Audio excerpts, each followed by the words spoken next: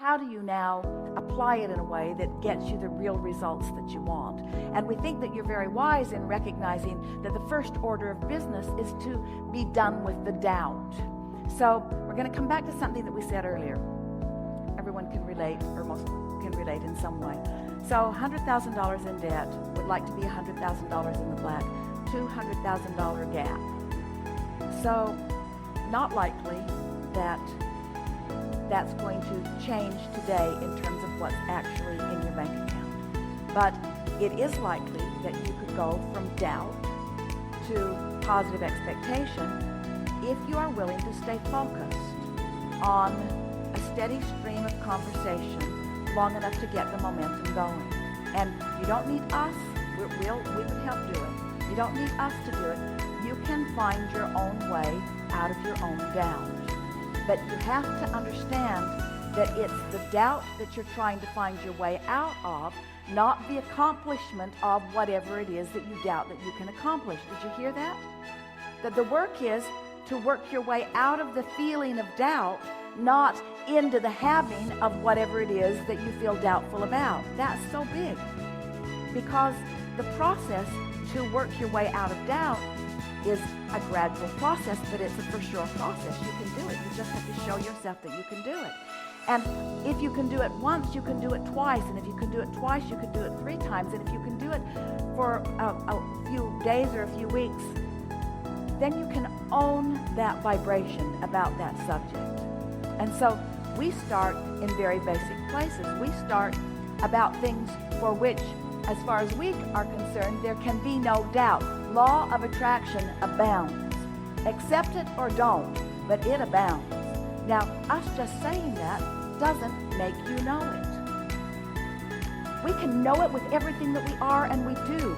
But our knowing it doesn't make you know it, because you might have practiced a strong enough thought contrary to that, that when we are even in the same space, we're not communicating on the same vibrational frequency.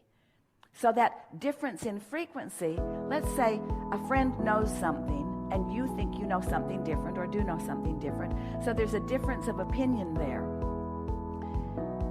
If you are having a difference of an opinion between yourself and someone else, that is not going to bring you an emotion of doubt.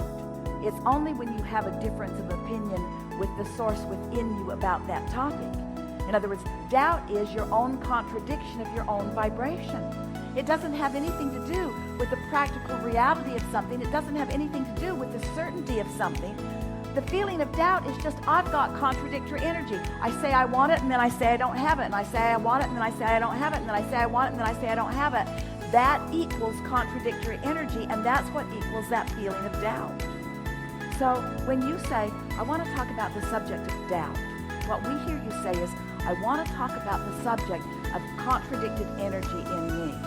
When we hear you say, I want to talk about the subject of contradicted energy in me, we hear you say, I want to talk about my not very practiced focus. I want to talk about my sloppy thinking. I want to talk about me looking at stuff I don't want and looking at it long enough that I get momentum. I want to talk about me looking at what is instead of thinking about what can be, and letting what is dominate my vibration when what can be is what's dominating my source energy's vibration. My inner being's focused upon what's becoming. I'm focused on what hasn't become yet. That's what doubt is. Isn't this a good conversation? Excellent. It tells me everything. Yeah. So all you got to do is find things that feel good when you think about them. This is perhaps the most important conversation that we would ever have with anyone who's wanting to be the deliberate creator of their own reality. You don't have to take the subject of your desire and think about it until it happens. And in fact, when you take the subject of your desire and you think about it till it happens, it usually doesn't happen anytime soon. Because you're thinking about the subject that you want to happen from the perspective of it not happening, and you're introducing resistance into the equation, causing split energy, which makes you feel doubtful. And then you say, I think my doubt is killing this project. And we say, no, your doubt is the indication that you're killing this project with contradictory thought. You got that, didn't you? I did. So just cut it out. Stop beating the drum of anything that makes you feel doubt, and beat the drum of what makes you feel encouraged about things. Look for things that you feel already encouraged about.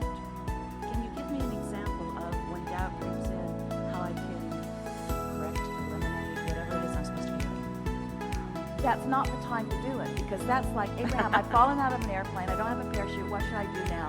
Okay. Hang on, it'll be over in a little bit. Okay.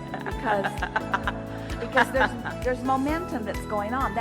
So the time that you correct the doubt, drum roll, is before you have it. You practice believing on things that are easy to believe until the practice of positive expectation is just your practiced chronic nature. In other words, how are you going to come to feel your invincibility when clearly there are things that you've never done?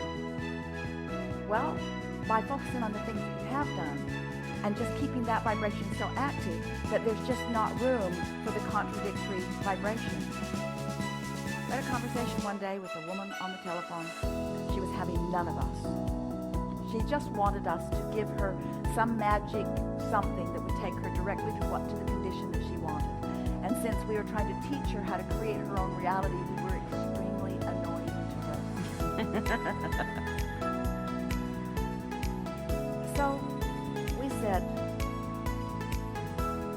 find something to think about that isn't those things that you're thinking about all the time about what you want. Why would I do that? Because if you could think about the things that you're not thinking about all the time, you have a chance of shifting your vibration. And if you have a chance of shifting your vibration, then things will shift in response to your shifted vibration. Your reality will change. Oh, she wasn't having any of that either. Like what? Like what do you think I should think about? We said, well, things that don't matter very much to you and that you don't have contradictory energy already going, because every subject's really two subjects. If you've got this, if you're feeling lack of abundance and it's really strong within you, every time you talk about money, you're going to practice the feeling of lack of abundance. You just can't get around it. You got to start in some other place. Like what? We said, well, like, think about butterflies and blue glass and feathers. And she literally went in the phone. It was a telephone conversation. What possible good could that do if I think about things that are meaningless to me? We said, well, it would cause you to practice a resistance-free vibration. So she hung up. She wasn't having any of it. Jerry had not heard the conversation because he was not in the room. They were in San Diego. They were going to La Jolla for lunch. And as they got to La Jolla, Esther felt a very strong impulse to go into a shop. Now that in and of itself is not odd at all. But the degree to which she felt the impulse was strong, and Jerry couldn't hold her back from it, which he was usually pretty good at. And so she just bolted in. He followed her in. She made her way all the way to a back wall in this shop that went in. And once she got in there, there was a display wall, ceiling to floor, blue glass. Well, Esther didn't think about it. She didn't make the association between the thought that we had presented and what she was seeing. And they weren't looking for blue glass. They weren't interested in blue glass. They found the amount of blue glass noticeable, shockingly noticeable, commented on it, and then made their way out. They were on their way to George's in La Jolla for lunch. So they went down and had lunch and came out, and then they walked down to the cove, to the ocean. And as they were walking across this grassy park, they were surrounded by a flurry of butterflies that was so intense that they had to stop talking in order to not eat them. Intense butterfly invasion. And they were laughing and sort of waving them away from their nose and eyes, and still Esther didn't realize what was happening. And then a little boy come running across the field and had something for Esther. He was clearly coming directly to Esther, holding up a feather for her that he had found on the ground. And when Esther took the feather, she realized that the blue glass and the butterflies and the feather had all been something that be it all focused on together in a non-resistant state. And that the universe said, since this is active in your vibration right now, and since there is nothing contradicting this active vibration right now, then this will be a very easy thing for you to realize in your experience. So their movement through time and space was influenced, the timing of where they went and when they went there, the conversations that they were having with one another, the unfolding of their day caused them to rendezvous in less than 2 hours with all of these things, because that's how law of attraction works. When something's active in your vibration, all unseen and seen forces are moving toward the fulfillment of that in your experience, unless you have doubt. And it's not the doubt that we're talking about. The doubt's just the indication of the contradictory vibration, which is only you beating the drum of a subject in contradiction to what you really want. You get this? In other words, you get to create your vibrational atmosphere, and you get to make it as detailed as you want. You get to add the momentum to the things that you want. And this time-space reality, if this time-space reality has inspired within you the desire for something, it is our absolute promise to you that it can deliver the goods in fuller fashion than you have even had the ability to imagine in its fullness, because you haven't imagined it in its fullness. You imagined it in its incrementalness. Increment by increment, you put pieces of it into the vortex.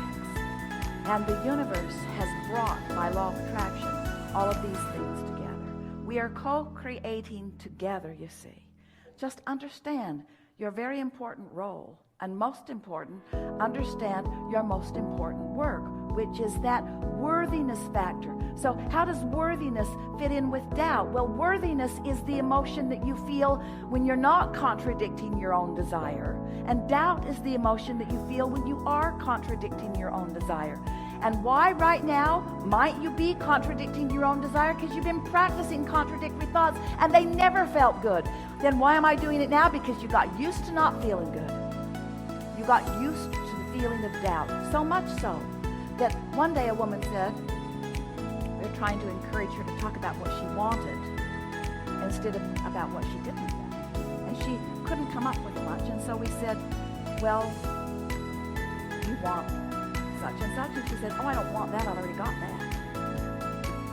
Well, what about such and such? Well, I don't want that either. I've already got that. She actually thought that desire or wanting means that feeling of not having it, that yearning feeling, that if the yearning feeling isn't present, then I don't really want it. And if the contented feeling is present, then the universe isn't going to give me more because I'm already contented. And that isn't the way that it is. Are you getting this? So you just have to talk yourself out of doubt. So how do you talk yourself out of doubt? What do you think? Talk yourself out of doubt. How do I talk myself out of doubt? You can't. You have to talk yourself into believing. Because there's no exclusion in this universe. You can't make something go away. You can only make something else be present. And so when you tune your tuner, you're tuning into frequencies. And it's fair to say, while you're tuning into this frequency, you are tuning out of that frequency.